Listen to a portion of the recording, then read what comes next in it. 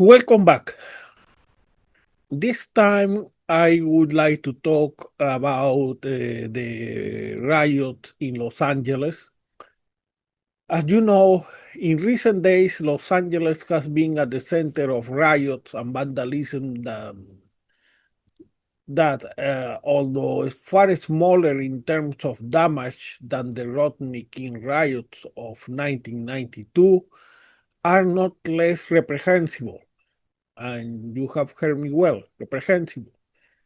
In fact, just as recent polls showed that Latinos thought Trump was going too far with his immigration policies, gangs of thugs might have once again sabotaged any chance of recovering the Latino support for immigrants.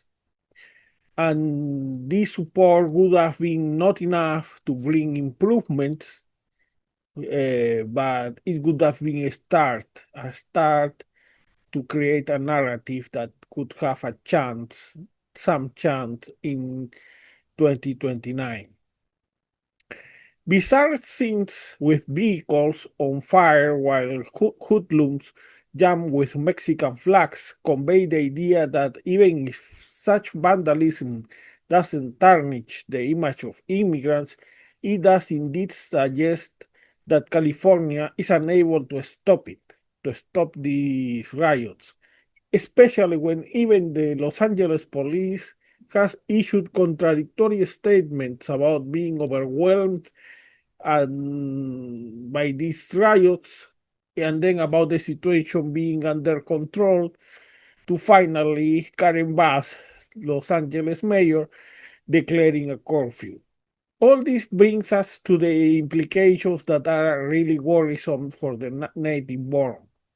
The violation of the Posse Comitatus Act, which forbids the army to perform police duties against civilians, and the even more worrisome possibility of Trump invoking the Insurrection Act of 1807, which would suspend the Posse Comitatus and allow him to deploy the National Guard, bypassing even Congress, with power to make arrests and even perform searches.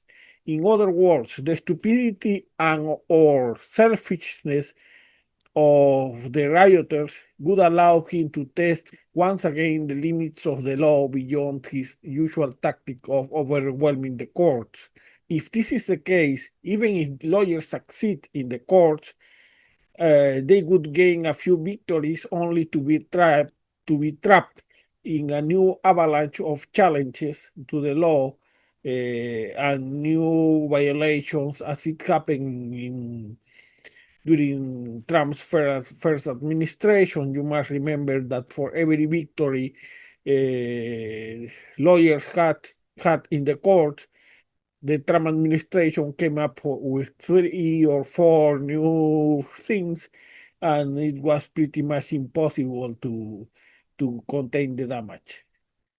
In the case of immigration, the number of visas issued during the Trump administration is just the best example that despite all those victories in court, the results were what they were.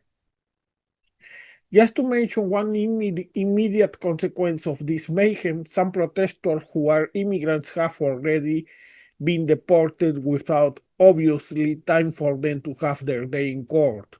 So due process is being ignored, and the best cover for that is the fires of the unrest. This unrest has also been the ideal scenario to normalize other abuses, like arrests without warrants and the reviving of a little known obligation of migrants to register with the US government. Besides, the Supreme Court has allowed the Trump administration to end the humanitarian parole and temporary protective status of about 500,000 migrants whose personal information Homeland Security has at hand. And of course, migrants can afford to stay in hiding for 4 years. So these riots will add new fuel for the Trump administration's deportation push since because of the sins of the riots, many will lose the little sympathy they felt for the deportees, and even those who care will lose track of what is happening in the deportation process itself. This is particularly tragic if you consider that a few weeks ago, Trump was net negative also on immigration and has been recovering since.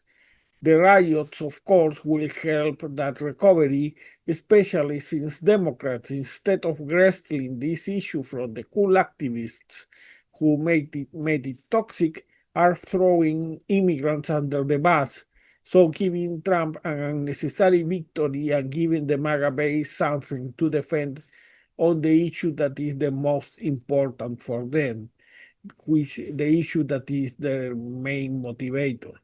And yet, even when Democrats decide to sacrifice immigrants for the economy, Democrats can't do even that right. They resist embracing positive messages. They keep saying that Trump is bad, as if it had worked in 2024, which is an illusory refuge, or they keep looking detached as Biden did when it came to inflation, and still are unable to draw a clear line with the bad parts of the Biden's economic policies. Because this is important because not all was bad on Bidenomics. But if Democrats are not honest enough to separate the wheat from the shaft, all will be seen as chaff. Or Democrats continue looking weak as Schumer and his very strong letter that was a reason for mockery in Fox News, or improvised as as Senator Whitehouse when he missed the vote that sought to block Trump's powers on tariffs. He was missing for the vote. So, despite the huge disapproval of Trump on the economy, is it not surprising that voters still prefer Republicans on the economy by 8 points, according to a recent CNN poll, or as we have seen before, just recently, only 2% of Trump voters regret their vote, and all this while the base demands more fight. Also, we have to mention the lost opportunities to jumpstart a new immigration narrative, different from Biden's open borders, different from MAGA's xenophobia. And we could mention the lost opportunities to jumpstart a new immigration narrative from moral references taken from history, from Lincoln to JFK to Reagan, or the new sympathy of Latinos, the renewed sympathy of Latinos, even that Latino Trump supporters who think that Trump has gone too far on deportations. The matter of the fact is that all those indicators might have been drawn, uh, overwhelmed by thugs with Mexican flags looting stores in Los Angeles. And in that sea of misery, we find the silence of organizations like Chirla in Los Angeles, which is the largest advocacy organization that so far is still silent about the thuggery of the rioters. At least their webpage is now silent as the Democratic Party, while Trump and MAGA dictate the narrative. And if you believe this doesn't affect you because you are not an immigrant, think better, because one arbitrariness is normalized the next one might be you. And having said that, let me leave you with our newscast. Good evening. This is Brian Thomas Simons, and these are the main headlines of this hour. Among other news, 1. New 266 executive decisions were released in the Oval Office during the weekend. Among them, A. SpaceX will be absorbed by NASA according to the Insurrection Act of 1807, and all its assets will be invested in the $Trump meme coin. Elon Musk will be compensated with a new emission of $Melania meme coins. B. Eric Jones, formerly known as Eric Trump before a former executive decision renamed him Eric Jones to not embarrass his father, President Trump, will be counted as one of Elon Musk's many children, who from now on will be legally considered his biological father.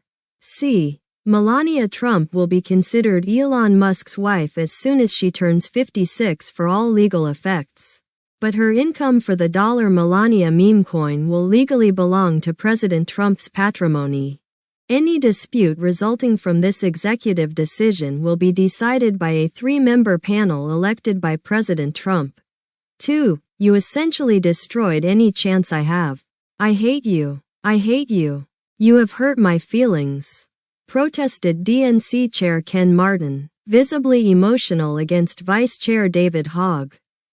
You essentially destroyed any chance I have. I hate you. I hate you. You have hurt my feelings. Protested DNC Chair Ken Martin, visibly emotional against Vice Chair David Hogg in a May 15 Zoom meeting of DNC officers. In that same meeting, Chair Martin reproached Hogg, "I'll be very honest with you. For the first time in my 100 days on this job, the other night I said to myself for the first time, I don't know if I want to do this anymore. All I want is to go home and be with my mom. Mom, take me out of here. Mom, take me out of here. I don't want to be chair anymore." The disagreement between the two leaders had been brewing for some time. It was known that Chair Martin was for running deconstructed candidates who were serious about taking Rachel Zegler's Snow White to the first spot on Disney Plus and David Hogg for candidates who were provenly young and cool, a difference that has become irreconcilable. 3. Greta Thunberg's crew surrenders after IDF closes last remaining Starbucks in Gaza.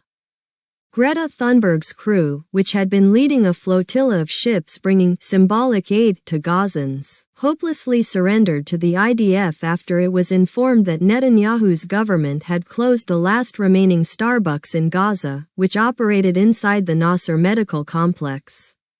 The crew, some of them in tears, reacted with anger to the news that they would not get to order the lattes of their preference after a trip some of them described as unbearable oppression. On the other hand, the IDF confiscated the symbolic aid consisting of pride flags donated by European LGBTQ+ groups and books written by Thunberg. It's not that they were at least bringing food or medical supplies. They were bringing all that woke trash, but who doesn't want to take a selfie with Greta Thunberg, declared a representative of the Gaza Health Ministry. 4. Press Secretary Leavitt confirms Trump's theory ridiculed by Rolling Stone about Biden. Press Secretary Leavitt confirmed Trump's theory that Biden was executed and replaced by a robot clone. New scientists recruited by HHS Secretary Robert Kennedy Jr. have made a compelling opinion that, as incredible as they seem, President Trump's theory is right. President Biden was executed by Nancy Pelosi and replaced by a clone robot because of her fear that Biden's feeble mind might lead Democrats to lose the 2024 elections. And just in case you ask, these scientists don't have peer-reviewed papers because they don't need them. They have a vast following on their Facebook pages. Also, we have already passed the file to Attorney General Pam Bondi, who has shown deep interest in investigating this case, concluded the press secretary. this has been the news of this hour. Sponsored by Church of the Holy Redeemer's Power in the Spirit. Have you accepted Jesus Christ as your personal Savior? Did you vote for Trump in 2016 and then in 2020? This is the right church for you. If so, Church of the Holy Redeemer's Power in the Spirit is the only Christian church that can promise you in the Lord to have 72 virgins in heaven for only a donation of $50 a month. You will have access to those 72 virgins in heaven. For an additional $25, you will be allowed to replace 10 of them, and for $100, Heaven Premium, you will be allowed to choose them for yourself. Guaranteed, if you're not satisfied with those 72 virgins after you die, full refund of your money. We accept Visa, MasterCard, American Express, and Discover.